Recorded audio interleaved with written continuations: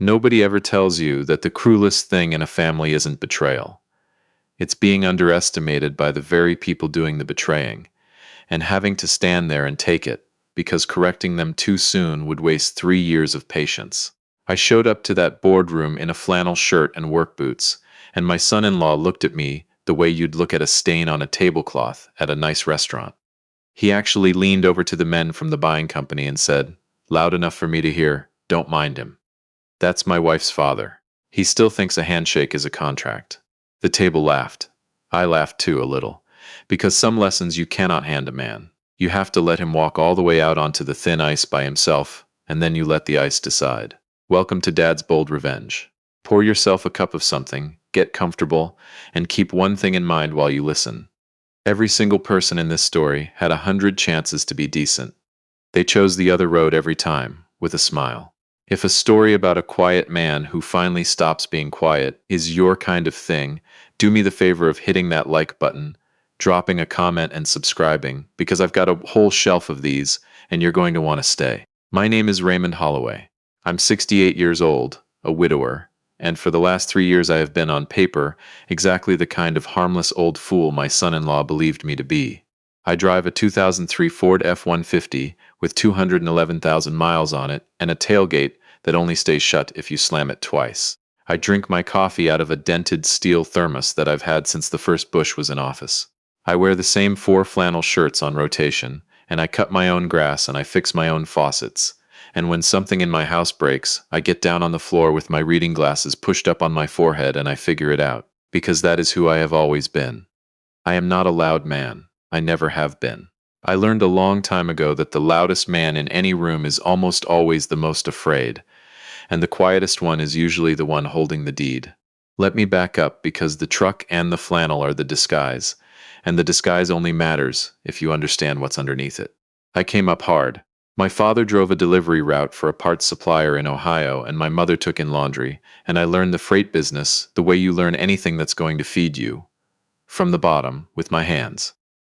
At 19, I was loading trucks. At 26, I bought one truck of my own and a route nobody else wanted. By 40, I had a regional distribution outfit, Holloway and Sons, even though there were no sons, just me and my late wife, and a dream we never said out loud because saying it felt like jinxing it. We hauled parts and equipment across 6 states. I knew every way station, every diner, every dispatcher who'd cut you a break, and everyone who'd cut your throat. 18 years ago, a national company came knocking and offered me a number with a lot of zeros for the whole operation. I sat at my kitchen table with my wife, Eleanor, and we did the math twice, and then she put her hand on mine and said, "Ray, you've been gone 300 nights a year your whole life. Sell it and come home." So I sold it, and I did the thing that almost nobody who sells a company actually does. I disappeared. I didn't buy a boat. I didn't buy a younger wife. I paid off the modest house, put most of it to work quietly through people who knew what they were doing, and I came home to Eleanor for what turned out to be the best 11 years of my life, right up until the morning 4 years ago when she didn't wake up. I tell you all this so you understand. When my son-in-law looked at my truck and saw a broke old man, he wasn't wrong about the truck. He was wrong about the man, and that's a very expensive thing to be wrong about. My daughter is the only good thing I have left, and I would walk into traffic for her without slowing down. She married him 14 years ago. I'll be honest with you, because there's no point lying to you now. I didn't like him at the wedding, and I liked him less at every Thanksgiving after. He had a handshake that lasted exactly as long as he thought you were useful. He ran the numbers on people the way I used to run them on freight. But my daughter loved him, and a father who fights his daughter's husband just hands the husband a gift. So I kept my mouth shut and I watched. Watching is a skill. You'd be amazed what people show you when they've decided you don't count. Here's the part that matters. My son-in-law runs a freight company. Cardinal Freight, regional, a couple hundred trucks, the kind of outfit I could have run in my sleep. He didn't build it. He married into a piece of it, talked his way up, and eventually got himself named chief executive, which he treated less like a job and more like a personality. He bought the watch. He bought the German car. He told the story at every dinner about how he saw the vision and made the hard calls. What he did not tell anyone, because he didn't know it himself, was the truth about 3 years ago, when Cardinal Freight came within about 90 days of folding. I knew, because I make it my business to know about the freight companies in my own state.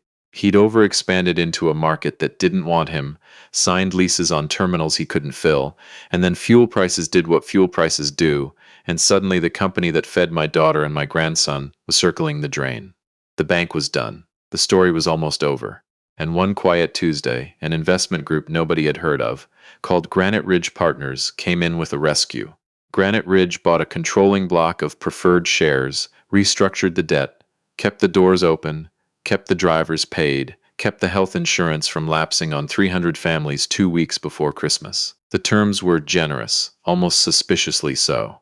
Granite Ridge took control on paper but left management in place. It took one board seat and exercised it through a soft-spoken attorney who flew in for the quarterly meetings, asked 3 or 4 sharp questions, and flew home. Granite Ridge never asked for the spotlight. Granite Ridge never asked for credit. You've already figured it out, haven't you? Granite Ridge Partners is me. It has always been me. That's how I structured it. On purpose. On the advice of a woman I'll tell you about in a minute. So that the man who ran my daughter's company could be saved by his own father-in-law without ever knowing it, and could go right on believing he'd done it himself. Why would I do that? Why pour my money into a company and hand the credit to a man I didn't trust? 2 reasons.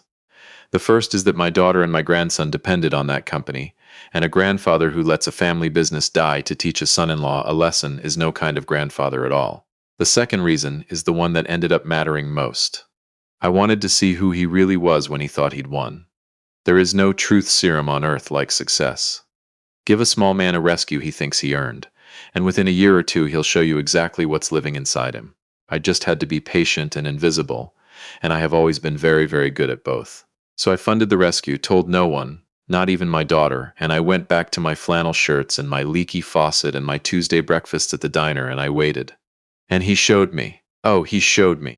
The attorney who helped me build all of this is named Susan Vance, and if you ever truly find yourself in the worst trouble of your life, you want a Susan Vance. No billboards, no commercials. She doesn't lose, and more importantly, she doesn't gloat, which is rarer and worth twice as much. She set up Granite Ridge so that my name appeared nowhere a casual man would look. She structured the rescue with what she called protective provisions, which in plain English meant that the controlling shares I held came with veto rights and approval rights over anything that really mattered. A sale of the company, a change in control, big distributions of cash to insiders. None of it could happen without Granite Ridge signing off. He could run the place day to day all he wanted. But the steering wheel, the real one, was bolted to my side of the car the entire time, and he was driving around thinking he was in control because nobody ever made him turn hard. For 2 years it didn't matter because nothing big came up, and I just watched the man. Here's some of what I watched. I watched him stop inviting me to my own grandson's birthday because, as my daughter eventually admitted with her eyes on the floor, he says it makes the other parents uncomfortable. Dad, the truck, and everything. I watched him cut my daughter's name off the company letterhead. The company her own grandfather's money was inside, though of course she didn't know that, and neither did he. I watched him talk to her at family dinners, like she was an employee who disappointed him. I watched him, on one particular 4th of July, take me aside on the porch with a beer in his hand and a real estate brochure in the other, and tell me, gently, the way you'd talk to a dog you were about to put down, that there was a very nice assisted living community near the highway, and that he and my daughter had been talking, and that maybe it was time I let people take care of me. He even offered to help me figure out the reverse mortgage on the house, so I could free up the equity. My house, the house Eleanor picked the curtains for. He wanted me boxed up and out of the way before he made his move. I understood that much. I just didn't yet know what the move was. Then, about 4 months ago, I found out, because the soft-spoken attorney who sat in my board seat called me on a Thursday morning and said the words that finally started the clock on everything. "Mr. Holloway," she said, "they've signed a letter of intent. He's selling Cardinal Freight." A national outfit, Atlas Transport, had offered to buy the company. Good price on the surface. But Susan and her people pulled the structure apart over the next 2 weeks, and the structure told a story uglier than the price. He'd built himself a personal payout into the deal, a retention package and a management carve-out that funneled the lion's share of the proceeds to him, personally, before anybody else saw a dime.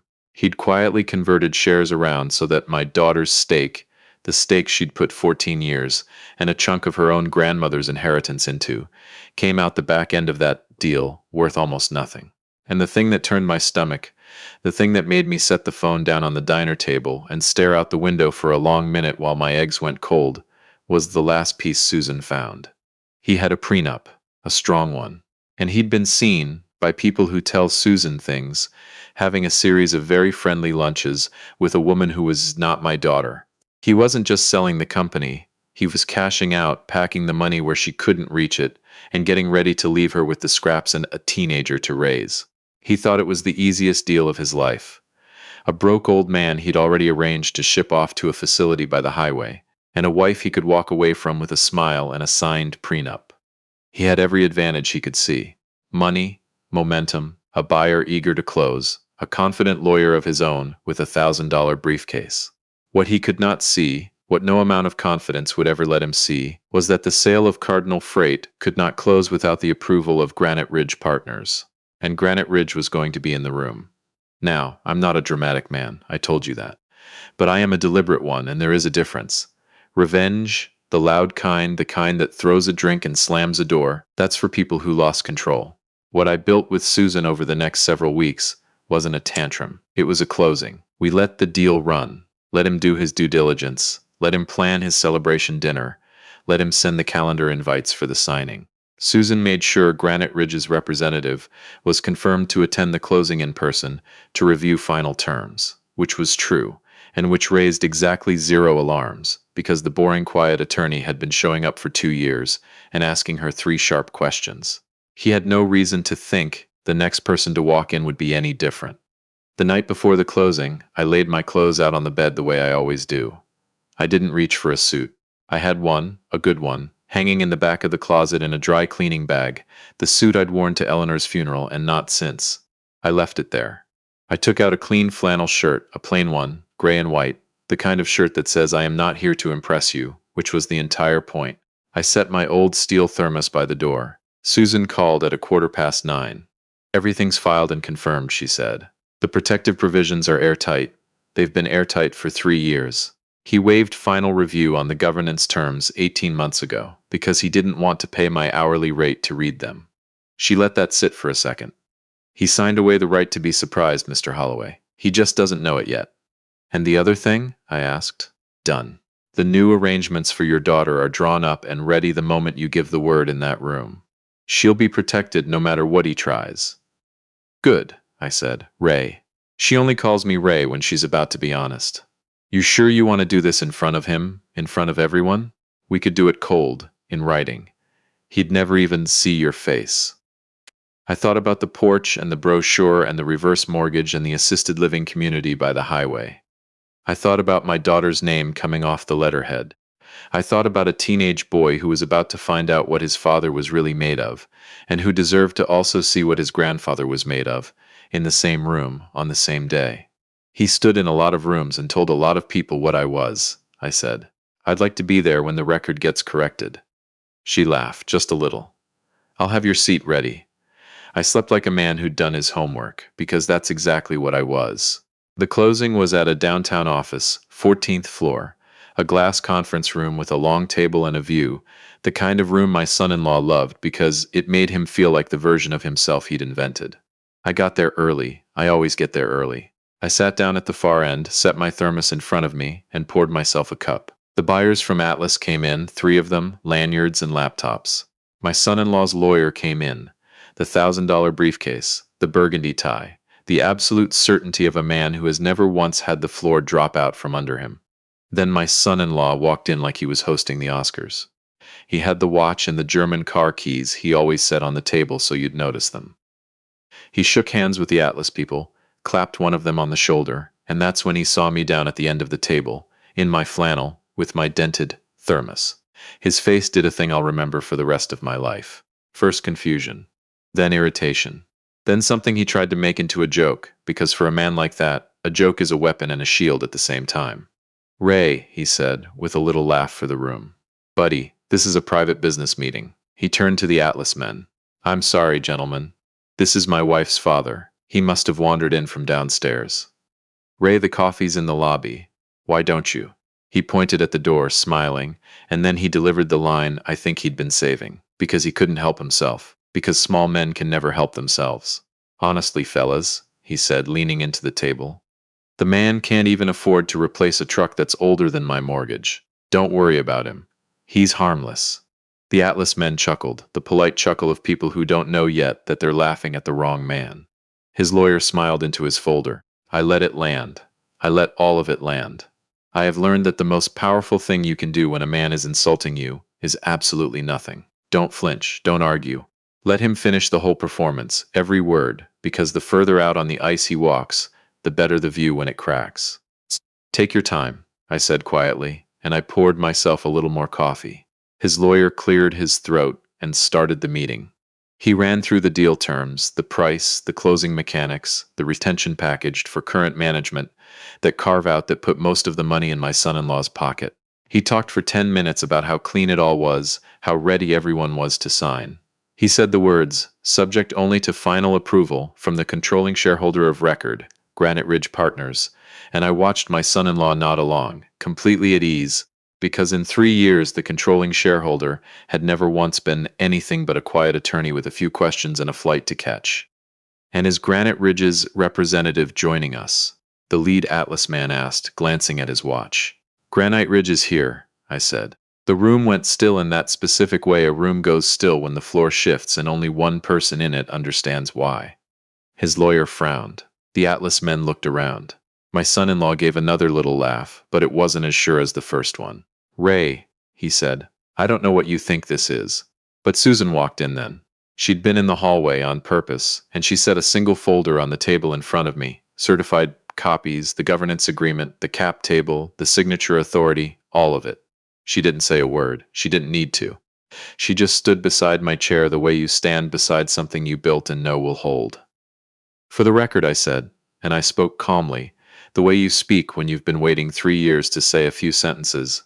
My name is Raymond Holloway. I'm the principal and sole owner of Granite Ridge Partners. I have held the controlling preferred shares of Cardinal Freight since the company nearly went bankrupt 3 years ago, and Granite Ridge put up the capital that kept its doors open and its drivers insured. I turned my cup slowly on the table, which means, son, that this sale cannot close. Not today, not on these terms. Not ever, the way you wrote it. I have never in my life heard a room get so quiet so fast. The lawyer with the burgundy tie started flipping pages in his folder. Fast. The way a man flips pages when he's praying for something that isn't there. The Atlas men looked at my son-in-law, then at me, then at Susan, recalculating everything in real time. My son-in-law's mouth opened and nothing came out for a second, and in that second I watched 3 years of his certainty fall off his face all at once. That's not, he started. Granite Ridge is an investment group, it's not you don't. It's an LLC, Susan said pleasantly, sliding a page across the table to his lawyer. Ownership of an LLC is private by design. Your client never asked who was behind it. He was, if I recall, more interested in not paying my fee to read the agreement he signed. She tapped the page. Section 9, Protective Provisions. A sale of the company, a change of control, and any management carve-out of this size all require the written approval of the holder of the controlling preferred.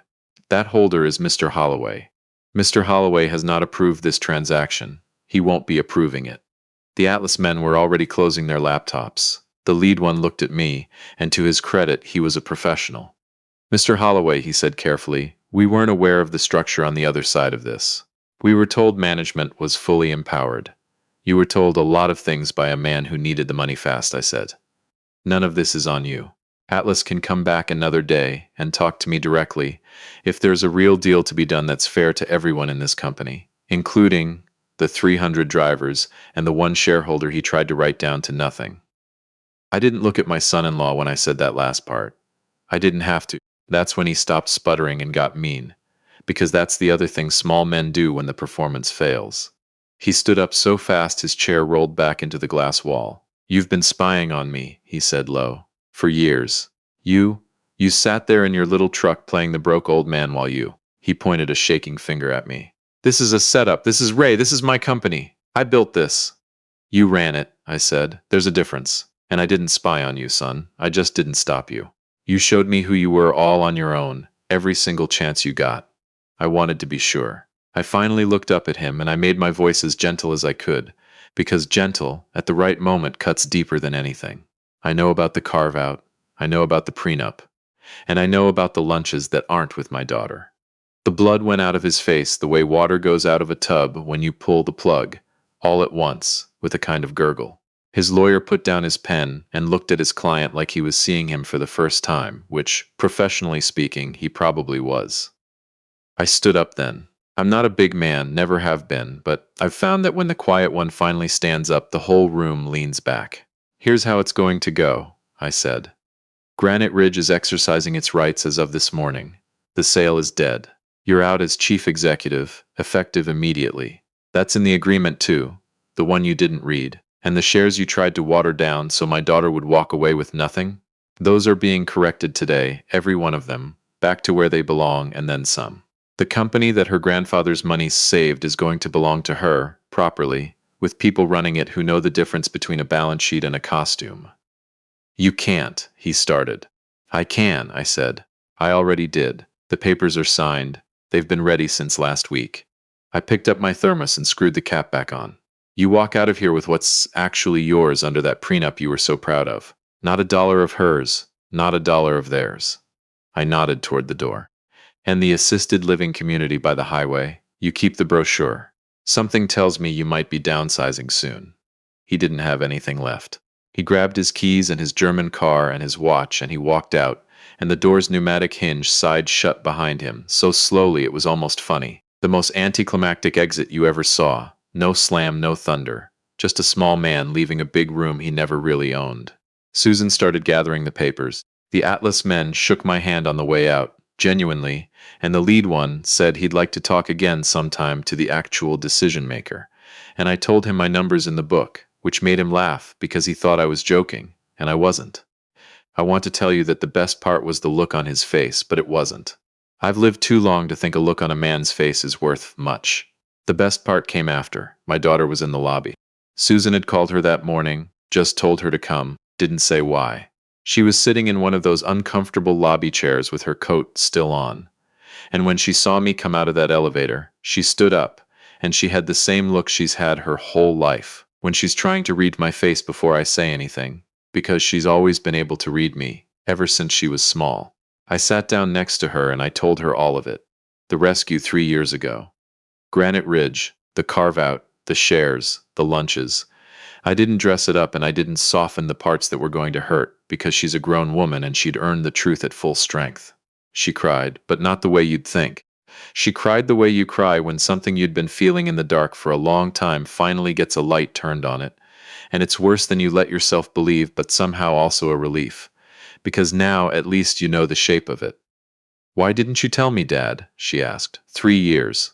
You let him talk to you like that for 3 years. You let him try to put you in a home. Why?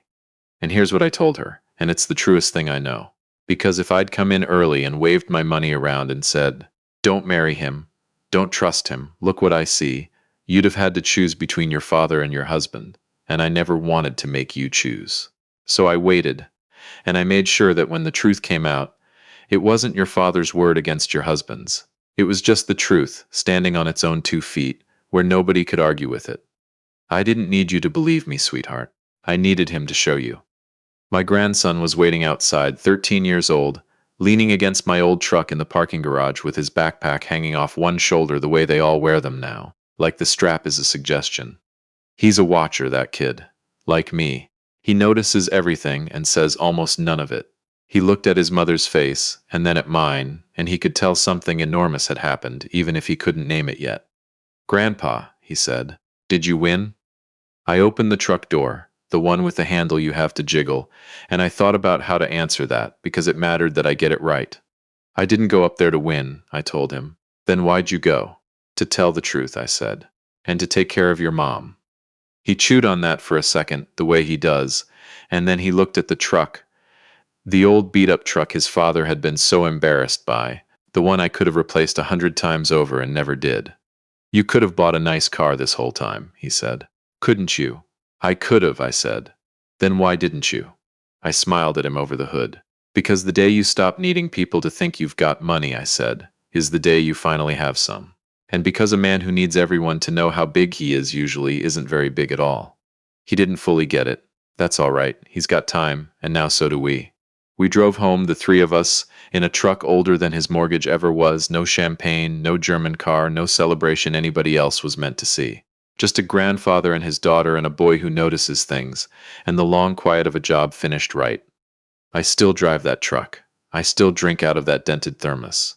The flannel shirts are still on rotation, and when the faucet drips, I still get down on the floor with my glasses pushed up on my forehead and figure it out myself, because that is who I have always been and who I'll be until they put me in the ground next to Eleanor. I kept one thing from that day. The folder, just the plain manila folder Susan set on the table, empty now, the certified papers long since filed away.